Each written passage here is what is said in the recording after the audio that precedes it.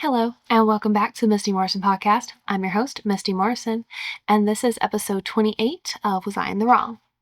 Before we get into our stories for today, just our regular housekeeping.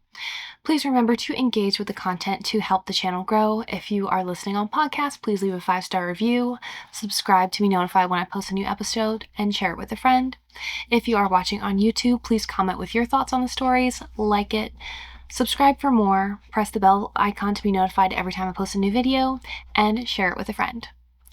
All right, story number 1 for this week is coming to us from r/AITA_relationships.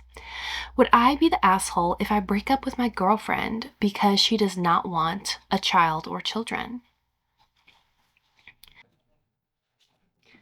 I, 29 male, have been in a relationship with my girlfriend, 27 female, for a while now.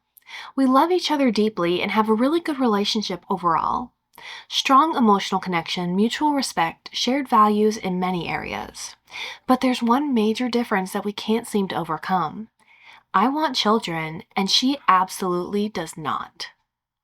Immediately sounds like a stopping point. Important thing to disagree on. For me, having kids and building a big, loving family is something I've always dreamed of. It's not just a preference, it's essential to my vision of future happiness and fulfillment. She, on the other hand, has made it clear that she does not want children at all, now or ever. We've had several heartfelt and honest conversations about it. One time during one of these talks, she got really upset and said it hurt her to think she wasn't enough for my happiness. I told her that she is enough for me now, and that I truly love being with her, but I can't pretend that I don't want something that's always been part of how I see my future. I understand that it would be wrong to pressure or guilt her into having kids when she doesn't want them. It's her body and her life, and she deserves to live it on her terms. At the same time, I feel like it's also unfair to expect me to give up on something that's so fundamental to who I am. I haven't made any decisions yet, but I keep thinking, if this is truly non-negotiable for both of us, how can we make it work long term? Would I be the asshole if I ended the relationship over this, even though everything else is great? OP, you are not the asshole in the story. You are right in your thoughts that you should end the relationship. Actually, you would be the asshole if you didn't end the relationship, because that is just going to lead to, if you stay together long term, knowing that she's never going to give you what you want, and she's always going to feel not enough because you want that, it's going to lead to resentment. You're going to resent her because she's basically holding you back from your dream of fatherhood. And she's going to resent you because she's always going to know in the back of her mind what you really want, and that she, in her mind, is not enough. And it's not that she's not enough as a person. It's that you don't just want a person, you want a whole family. I think she is wrong here. She's a little not wrong for not wanting to have kids. Like, always, your body, your choice. If you don't want kids, that's great. If you do, also great. Where I think she's wrong is kind of guilting him by saying it hurts her feelings to think that she wasn't enough for his happiness. And he really didn't say that. He said, long term, he wants a family. This is what will give him happiness and fulfillment. And props to you for really knowing what you want and communicating about it. But you guys have communicated. You're at an impasse. You do, she doesn't. So it's never going to work. And I see no point in dragging it out. In my mind, dating, relationships, the point is to find your long-term partner that you want to grow and build a life with. And for you two, it's not each other. Like, you want to build a life, and she's happy just being coupled up. And that's fine for somebody else, not for you. So you are right. I definitely say that there is no point in this relationship continuing because you two are on completely different paths. Again, she's not wrong because she doesn't want kids. That's fine. It's just wrong of her to guilt you over it. So yeah. All right. Story number 2 is coming to us from r/Am I the Jerk? Am I the jerk for refusing to understand why my boyfriend didn't want me at his promotion dinner because of how I dress? This sounds pretty bad. Let's see. So I have been dating my boyfriend for almost 2 years. He recently got promoted at work and planned a nice dinner with colleagues, friends, and his family to celebrate. Naturally, I assumed I'd be there. Except I wasn't invited. When I asked about it, he gave me this awkward pause and then said something like, "It's just a really formal thing, you know? I'm not sure if that's really your style." I was like, "What do you mean?" And he straight up said, "You know I love you, but sometimes the way you dress is kind of too casual.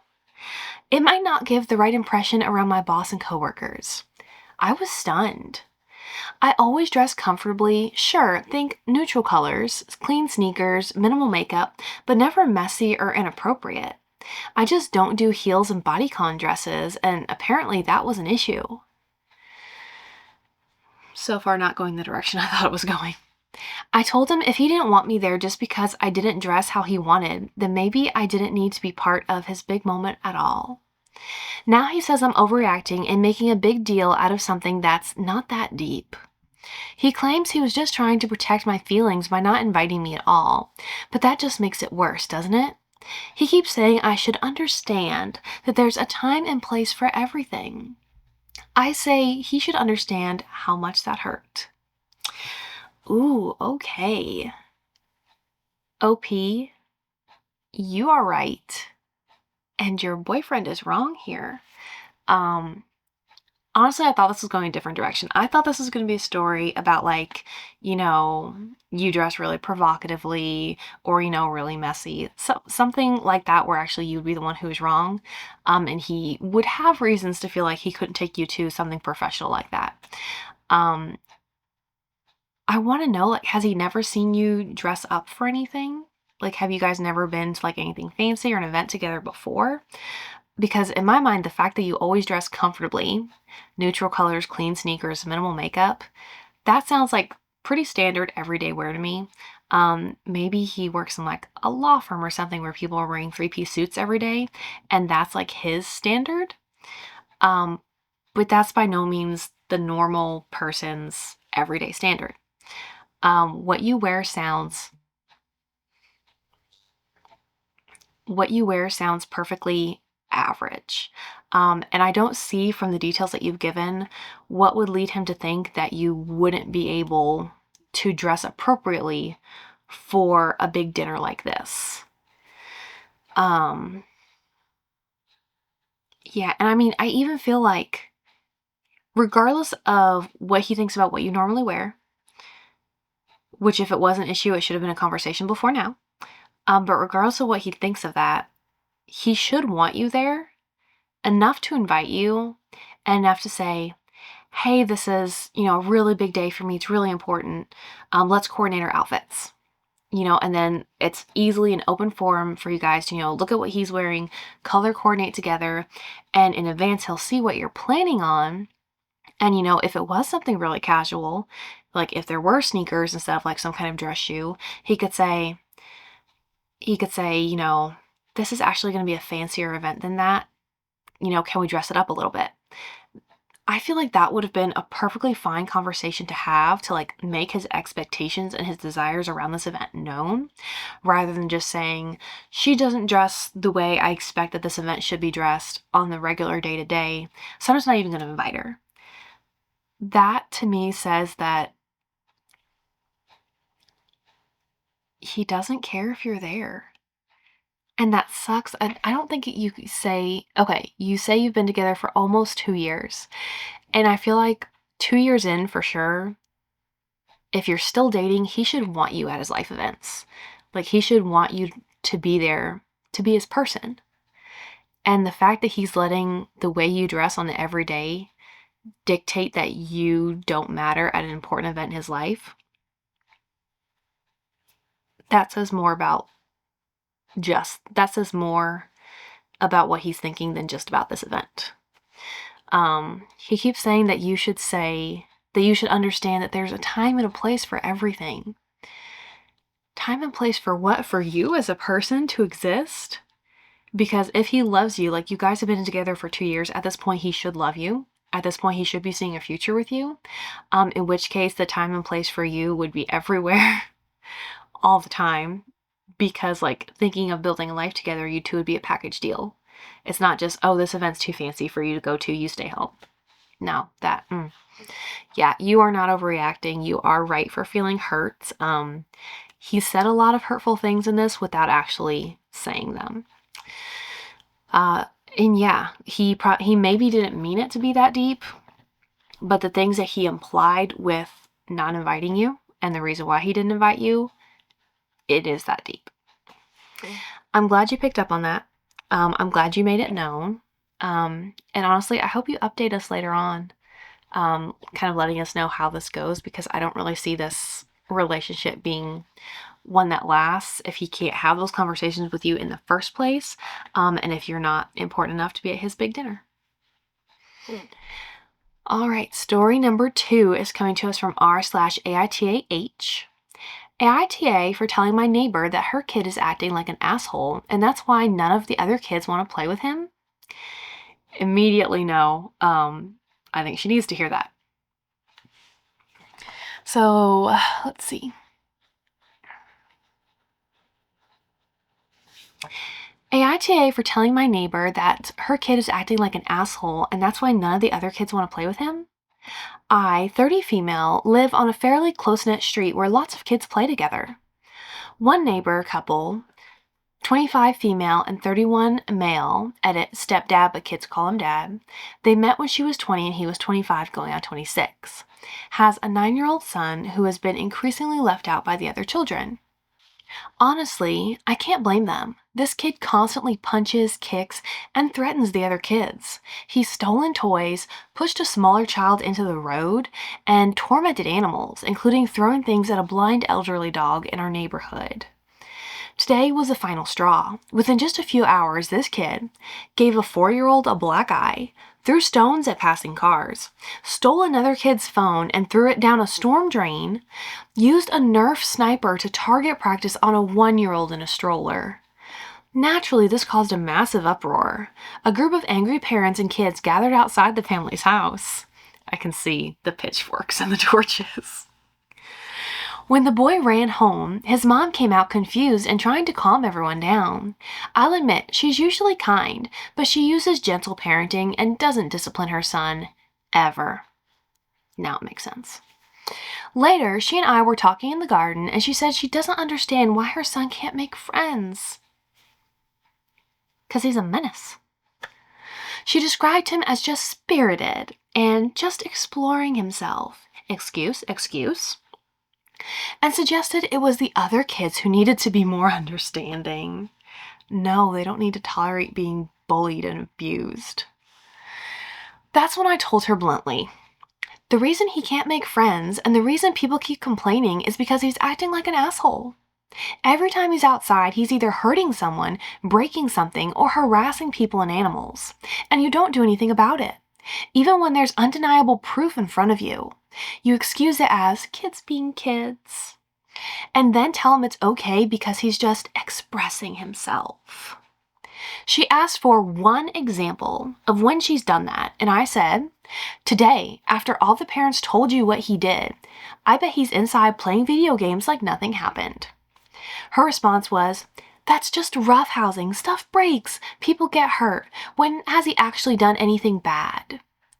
So I brought up how he torments the elderly blind dog next door, and the horrible names he calls her, stuff like bitch. Oh, it gets worse. Bitch, C-word, and whore. I asked her if her husband talks like that around him. She said no, he heard it from an uncle. Then I told her about when he tried to call me stuff like that, and I said, say that again and Santa won't come. I know him and I'll tell him and make sure you don't get the toy he had written in his Christmas list letter that his mother told me about. And he stopped. I told her to try it. It worked. She said it's not my place to discipline him. I agreed. It's not my place. But if she doesn't step up and actually parent him, he's going to end up unable to function socially. I told her honestly that I know she means well, but sometimes love without limits hurts more in the long run. She blew up at me, said discipline is abuse, that taking away toys or making him apologize, things I suggest she do each things I suggest she do to teach him that he did wrong would cause trauma and that I'm sick for even suggesting consequences. To clarify, I was not suggesting anything like corporal punishment or taking away food or anything, just to ground him, take away his toys for a few days, and make him apologize to everyone he hurt individually. She also threw in that I know nothing about kids and that I can't and shouldn't have any, and made personal attacks based on things I'd previously confided in her.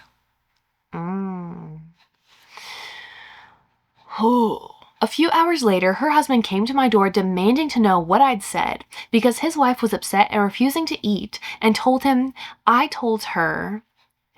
said their kid was a retard. I'd never said that or anything close to that. I told him what I told her. Your kid needs consequences, or this behavior will just get worse.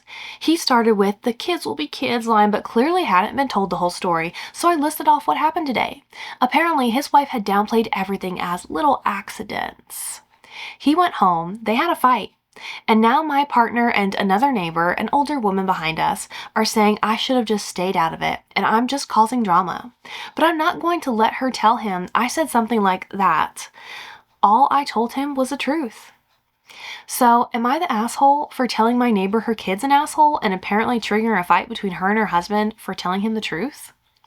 Edit. Reading some comments, totally forgot to mention, but he is a stepdad. They've been together since she was 20 and he was, I think, 25, turning 26. It's just because the kid calls him dad and the bio dad isn't in the picture. Totally forgot to mention. Wow. Gentle parenting in its finest, right?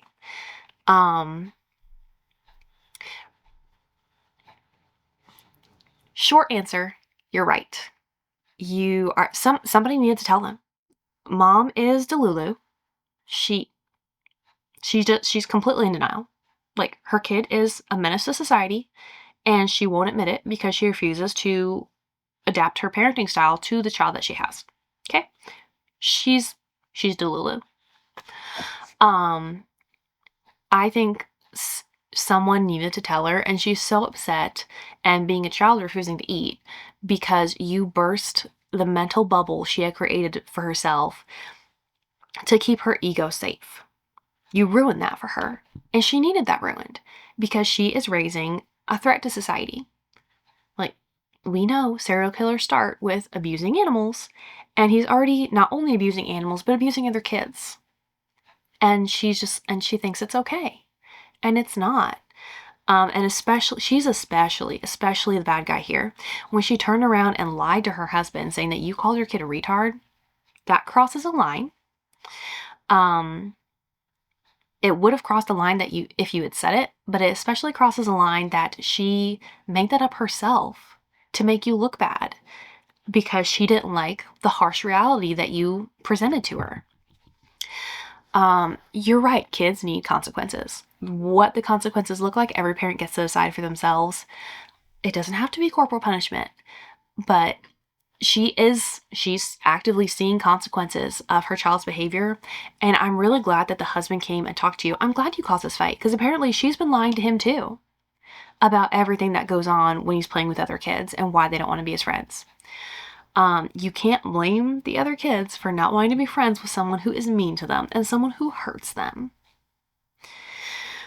Oh, this is horrible. I'm glad they fought. I'm glad that the dad apparently has more sense and understands that this behavior is not right. I hope they work it out and he ends up with more parenting power here. I know he is a stepdad, but if the dad's not there, he probably had some power. And hopefully he takes more of that on now to try to correct this kid while he's still a little bit young. Truthfully, the kid probably is set in his ways, and it's going to take a lot to correct this. I can easily see him going down a pretty bad path. But I hope the dad steps up.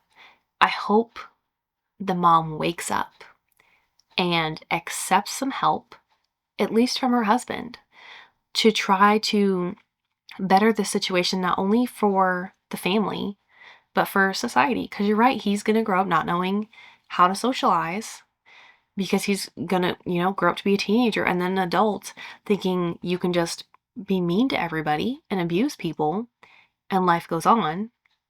And it doesn't work that way. And he needs to figure that out. It's always better if they figure that out sooner rather than later.